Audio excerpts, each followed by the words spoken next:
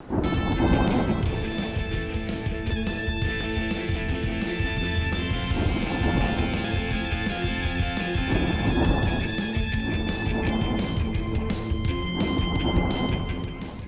amis et chers ennemis, bienvenue comme d'habitude dans cette colère. Comment ne pas être en colère aujourd'hui ? Chaque minute, presque, est de nature dans notre pauvre pays à nous rendre complètement fous de colère. La dernière en date, c'est samedi et dimanche dernier, ce qui s'est passé à Rennes.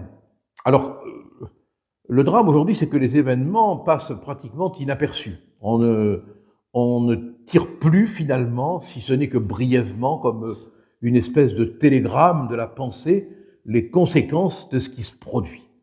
À Rennes, entre 1h56 du matin et 3h03, samedi 9, dimanche 10 mars, en l'espace de 1 heure, d'après Sud-Ouest, on peut faire confiance au journal, les horaires varient un peu selon les sources d'information, mais on peut considérer que la fusillade a duré 1 heure. Pendant 1 heure, en plein cœur d'une ville, Rennes, il y a eu des bandes de trafiquants de drogue qui ont échangé des coups de feu à l'arme lourde, Kalachnikov, des bandes cagoulées, équipées de gilets pare-balles identifiables pour que les bandes ne se confondent pas entre elles, et pendant 1 heure, sous les fenêtres,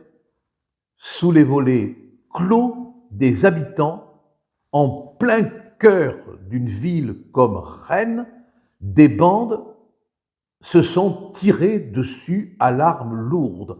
On a relevé une centaine de douilles par terre. C'est une scène de guerre. Elle a duré à peu près 1 heure. Il aura fallu 72 minutes, oui, 72 minutes à la police pour intervenir.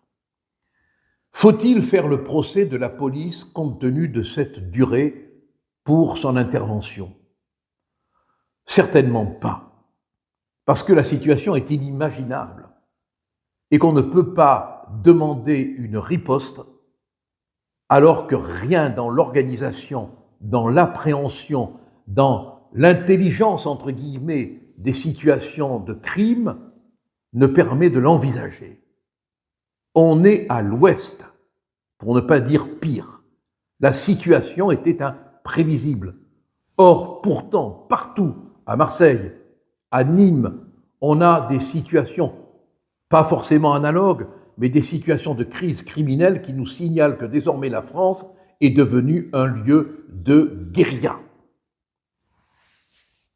2 blessés, et puis des tirs aussi qui ont pénétré dans 2 appartements et qui auraient pu blesser, comme ça a été le cas, ou tuer, comme ça a été le cas à Marseille ou ailleurs.